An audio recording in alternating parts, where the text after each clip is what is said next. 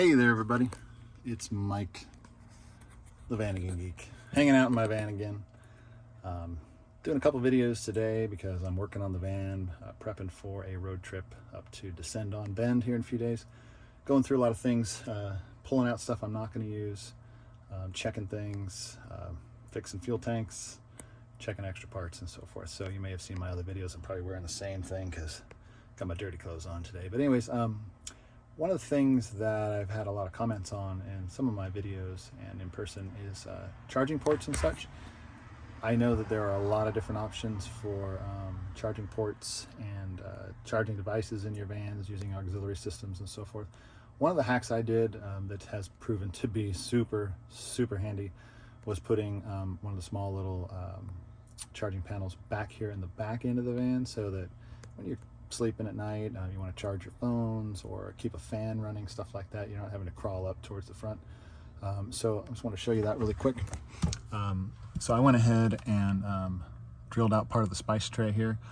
I ran power off my auxiliary power. This is my heater controls as well, diesel heater. But back here we've got USB ports and of course a cigarette lighter in case I want to plug something in there. But I run it off a toggle switch so I can turn it on, turn it off. I can check my voltage on my auxiliary batteries. I'll probably do a little overview on my auxiliary battery system at some point. Basically, I run a 50 amp hour lithium battery with 100 watt panel up top, a Renoji panel in my cargo tray. So I have this one here up in behind the driver's seat. I also have another one mounted on its side, sitting back in here.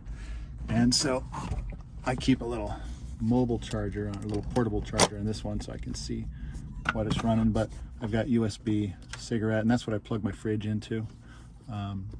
So that's handy. That's plugged right into my charge controller, and my house battery is down below the seat. So we'll talk about that another time, but just want to show you that one back in the spice tray because that is pretty handy. I do have USB ports up here in the dash as well. I run my stereo off of the car battery, so I've got it toggled on, and that also runs this USB as well.